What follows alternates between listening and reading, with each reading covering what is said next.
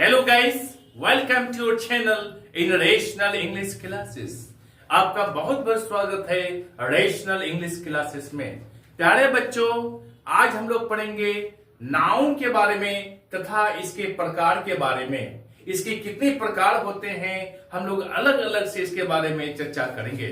चले हम लोग शुरू करते हैं। नाउन हम लोग पढ़ चुके हैं पार्ट्स ऑफ स्पीच में कि नाउन किसे कहते हैं, फिर भी हम लोग यहां पर चर्चा कर लेते हैं। Noun is the name of a person, place और ए थिंग। किसी व्यक्ति, वस्तु या स्थान के नाम को हम लोग नाउन कहते हैं। हम लोग संक्षेप में यह कह सकते हैं any name is called noun. कोई भी नाम, चाहे वो व्यक्ति का हो, वस्तु का हो, स्थान का हो, कोई भी चीज का नाम क्यों ना हो, उसे हम लोग नाउन कहते हैं। Any name is called noun. Am I clear? आप नाउन समझ गए होंगे कि नाउन किसे कहते हैं।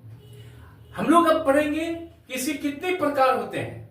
साधारणतः नाउन के 5 प्रकार होते हैं, किंतु मॉडर्न ग्रामरियंस के अनुसार नाउन के 2 प्रकार होते हैं।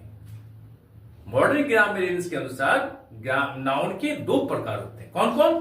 कंक्रीट नाउन और abstract noun. Number 1 concrete noun, CONCRET, concrete noun, और दूसरा है abstract noun, ABSTRACT noun.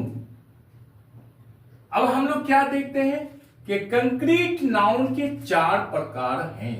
Number 1 proper noun,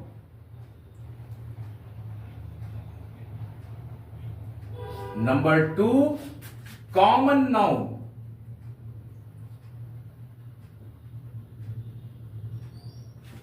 number 3 collective noun,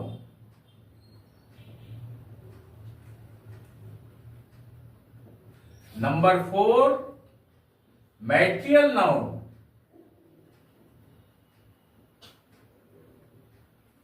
प्यारे बच्चों, अब हम लोग बारी बारी से प्रत्येक के बारे में चर्चा करेंगे। सबसे पहले लेते हैं हम लोग प्रॉपर नाउन। प्रॉपर नाउन किसे कहते हैं, इसके बारे में हम लोग पढ़ेंगे। जिस नाउन से किसी खास व्यक्ति, वस्तु या स्थान के बारे में मालूम हो, उसे हम लोग प्रॉपर नाउन कहते हैं। किसी खास व्यक्ति, वस्तु या स्थान के नाम को हम लोग प्रॉपर नाउन कहते हैं। जैसे डेविड, डेविड एक लड़का का नाम है। राम, राम हो गया। उसके बाद क्या लिखता हूं? The Ganges, India, Delhi. प्यारे बच्चों एक्सेट्रा। प्यारे बच्चों, ये सब सारा प्रॉपर नाउन है, क्योंकि किसी खास व्यक्ति, वस्तु या स्थान के नाम के बारे में बताया गया है। अब हम लोग नंबर 2 पढ़ेंगे common noun, COMMON, common noun. Common noun किसे कहते हैं, हम लोग इसके बारे में चर्चा कर लेते हैं। जिस शब्द से पूरे जाति के बारे में मालूम हो, उसे हम लोग कॉमन नाउन कहते हैं। जिस शब्द से पूरे जाति के बारे में मालूम हो, उसे हम लोग कॉमन नाउन कहते हैं। जैसे उदाहरण के लेते हैं हम लोग book, BOO K book, PEN pen, COW cow, DOG dog. समझ रहे हैं हम लोग? टेबल। अब इसको एटसेट्रा अब लोग समझ लेते हैं। मैंने कहा बुक एक कॉमन नाउन है, जिससे पूरे जाति के बारे में मालूम हो। बुक क्या है? एक किताब का नाम है। अब कौन सी किताब है ये कंफर्म नहीं है। बुक का अर्थ होता है पुस्तक। कौन सी पुस्तक है? इंग्लिश की, हिंदी की, और किसकी पुस्तक है ये पता नहीं है। मोटी है, पतली है, कौन सी पुस्तक पता नहीं है। पूरे जाति के बारे में बता रहा है ये।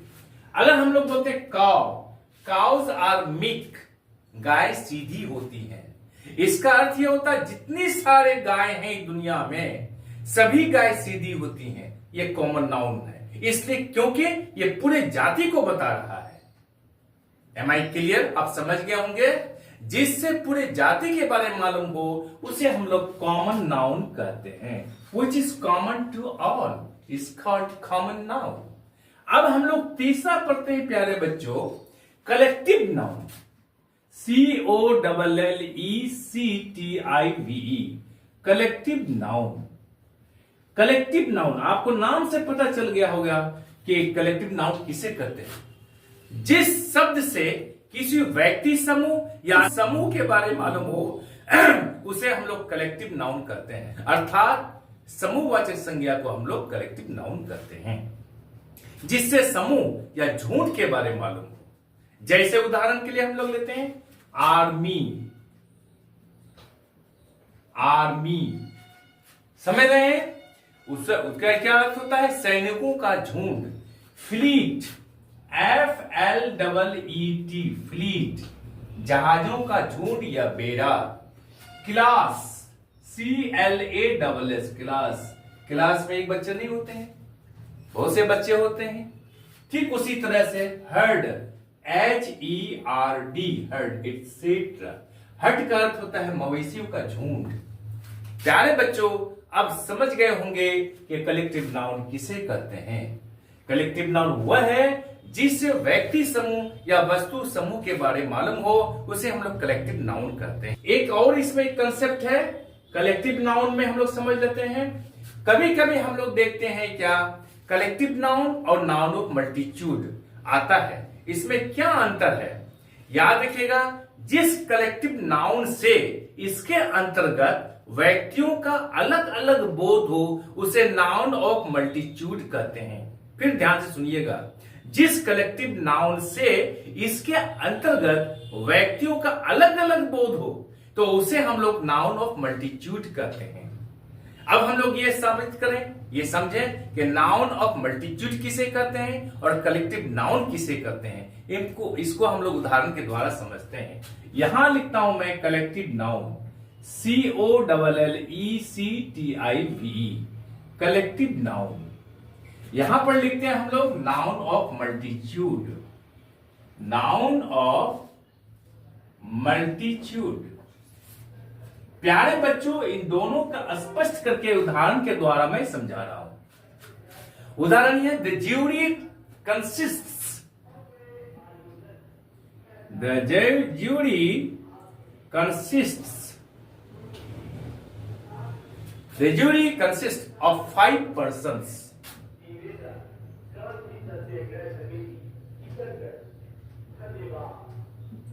दूसरा एग्जांपल लेता हूं मैं, द ज्यूरी वर डिवाइडेड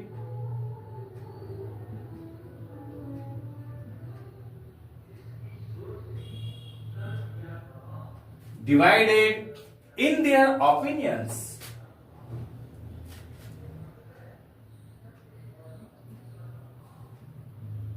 प्यारे बच्चों, ये एग्जाम्पल एग्जाम में अक्सर आता है, इसलिए इसको भली भांति समझ लें। दूसरा एग्जाम्पल लेते हैं, here is a big crowd,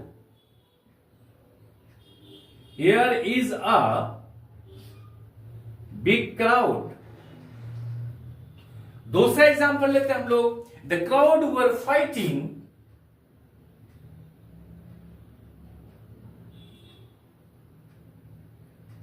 FIGHITING, fighting among themselves। प्यारे बच्चों, इसको समझ लें आप लोग। The jury consists of 5 persons, यानी एक कलेक्टिव नाउन है।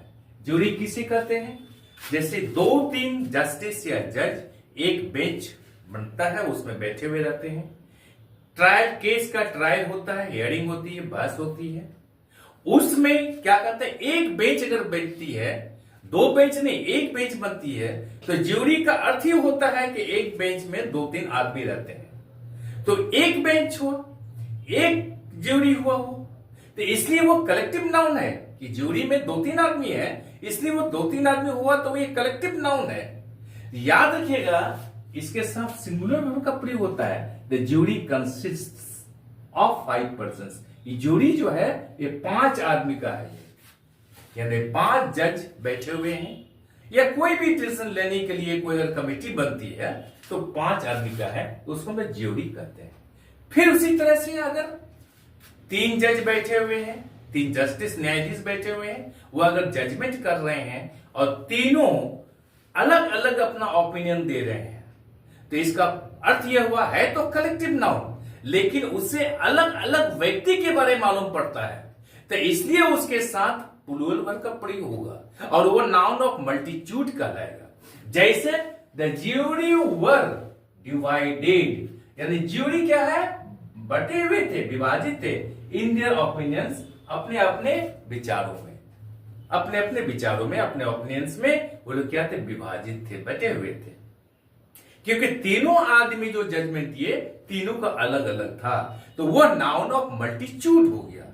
और जब एक बेंच के बारे में मालूम हो, एक ज्यूरी के बारे में मालूम हो, तो वो फिर क्या हो गया, वो कलेक्टिव नाउन हो गया। ठीक उसी तरह से दूसरा एग्जांपल लेते हैं। Here is a big crowd, यहां एक भीड़ है। देखें आदमी का बहुत बड़ा समूह है वहां पर, तो हम लोग क्या कहते हैं, वो बहुत भीड़ है, तो एक कलेक्टिव नाउन नहीं है, इसके साथ सिंगुलर वर्ब का प्रयोग किया जाता है। अगर हम देख रहे हैं कि एक भीड़ है लेकिन वहां 100, 200, 300 आदमी है और आपस में फाइटिंग कर रहा है, लड़ रहा है, तो अलग अलग व्यक्ति मिलकर यहां लड़ रहा है, तो फिर वो क्या हो गया, नाउन ऑफ मल्टीट्यूड हो गया और उसके साथ प्लूरल वर्ब का प्रयोग किया जाता है। द क्राउड वर फाइटिंग, यानी भीड़ लड़ रही थी अमंग देमसेल्व्स, अपने बीच में। Am I clear? आप समझ गए होंगे कि नाउन ऑफ मल्टीट्यूड किसे कहते हैं और कलेक्टिव नाउन किसे कहते हैं। Am I clear? अब प्यारे बच्चों हम लोग पढ़ेंगे चौथा नंबर, मैट्रियल नाउन, MATERIAL। इसको हम लोग द्रव्यवाचक संज्ञा भी कहते हैं। इससे क्या होता है, लिक्विड के बारे में पता चलता है, द्रव पदार्थ के बारे में पता चलता है। जैसे जिस नाउन से पदार्थ या द्रव के नाम के बारे में मालूम हो उसे हम लोग मैटेरियल नाउन कहते हैं। जैसे घी, वाटर, ऑयल इत्यादि। जैसे हम लोग एग्जांपल लेते हैं, घी को अंग्रेजी में घी बोलते हैं, ऑयल OIL। प्यारे बच्चे उसको ऑयल नहीं पड़ेगा, ऑयल, वाटर, गोल्ड इत्यादि, ये सारा चीज क्या है, द्रव्यवाचक संज्ञा है। ये क्या है, द्रव्यवाचक संज्ञा। इसलिए हम लोग इसको मैटेरियल नाउन कहते हैं। जैसे घी को हम लोग गिन नहीं सकते हैं, केवल माप सकते हैं। ऑयल, वाटर, गोल्ड इत्यादि, इन सभी को हम लोग क्या कहेंगे, मैटेरियल नाउन कहेंगे। Am I clear? अब हम लोग पढ़ेंगे दूसरा नंबर जो यहां है, एब्स्ट्रैक्ट नाउन। इसके बारे में पढ़ते हैं हम लोग। एब्स्ट्रैक्ट नाउन किसे कहते हैं, इसको अच्छी तरह से समझ लीजिए। नाउन किसे कहते हैं, प्यारे बच्चों याद रखिएगा, जिस शब्द से गुण यानी क्वालिटी, अवस्था अर्थात स्टेट, अथवा क्रिया या कार्य यानी एक्शन के बारे में मालूम हो उसे हम लोग एब्स्ट्रैक्ट नाउन कहते हैं। जिससे क्वालिटी, स्टेट, एक्शन इत्यादि के बारे में मालूम हो उसे हम लोग क्या कहेंगे, एब्स्ट्रैक्ट नाउन कहेंगे। जैसे काइंडनेस,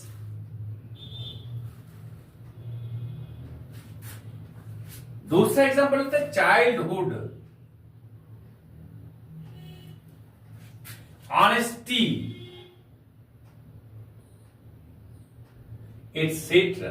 प्यारे बच्चों आई एम श्योर कि आप सारा कॉन्सेप्ट को समझ गए होंगे। आज हम लोग यही करते हैं। आई एम श्योर कि वीडियो आपको अच्छी लगी होगी। आप चैनल को लाइक और सब्सक्राइब कर दीजिए जिससे कि हर आने वाला वीडियोस का नोटिफिकेशन आपको मिलता रहे। बाय।